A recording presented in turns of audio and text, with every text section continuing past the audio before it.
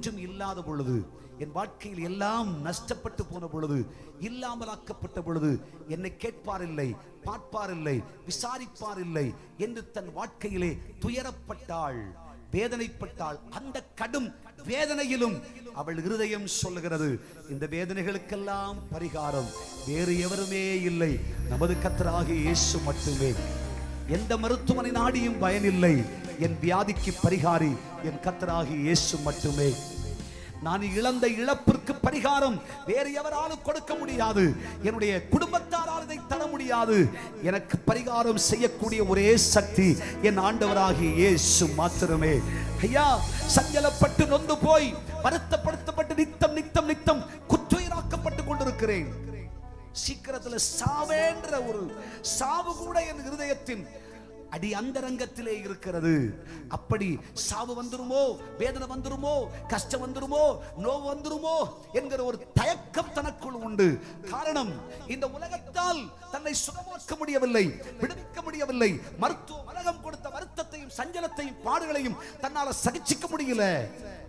ஆனாலும் அவள் இருதயம் சொல்லுகிறது, உண்மையாகவே இந்த வருத்தத்திற்கெல்லாம் பரிகாரி, இந்த கவலைக்கெல்லாம் பரிகாரி, இந்த கஷ்டத்துக்கெல்லாம் பரிகாரி, இந்த வேதனைக்கெல்லாம் பரிகாரி நான் கேள்விப்பட்ட ஆண்டவராகிய இயேசு ஒருவர் இருக்கிறார்.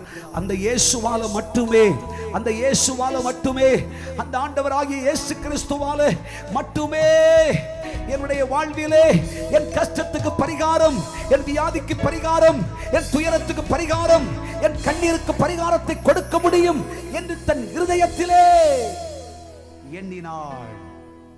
ஹல்லேலூயா. கைகளை உயர்த்தி ஹல்லேலூயா சொல்லுங்க. இன்றைக்கும் கர்த்தருடைய சமூகத்தில் அமர்ந்திருந்து கர்த்தருடைய வார்த்தையை கவனித்துக் கொண்டிருக்கிற கர்த்தருடைய பிள்ளைகளே, உங்கள் இருதயத்திலே இதே சூழ்நிலையில் வருத்தமும் சஞ்சலமும் வேதனையும் தயக்கமும் நோவுகளும் அனுபவித்துத்தான் கர்த்தருடைய பாதத்துக்கு வந்திருக்கிறீர்களோ? கர்த்தராகிய தேவன் சொல்கிறார், உன் வேதனையை அறிகிற கர்த்தர் நான் அல்லவோ, உன் சஞ்சலங்களை அறிகிற தெய்வம் நான் அல்லவோ, உன் கண்ணீரை துடைக்கிற தெய்வம் நான் அல்லவோ. நீ விசுவாசித்தால் தேவனுடைய மகிமையை காண்பாய். சஞ்சலங்களுக்கும் பாடுகளுக்கும் கஷ்டங்களுக்கும் துயரங்களுக்கும் நிச்சயமாய் நீக்கு போக்கு கர்த்தரால் வரும். தேவனால் கூடாத காரியம் ஒன்றுமில்லை.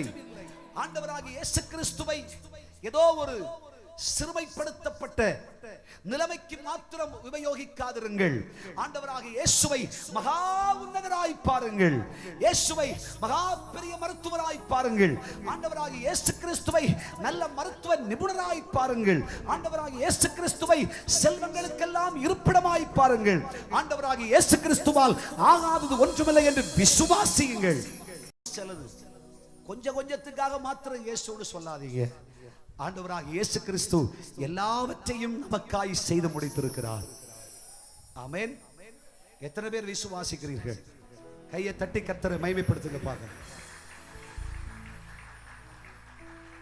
இன்று நம்முடைய இருதயம் சொல்ல வேண்டும்.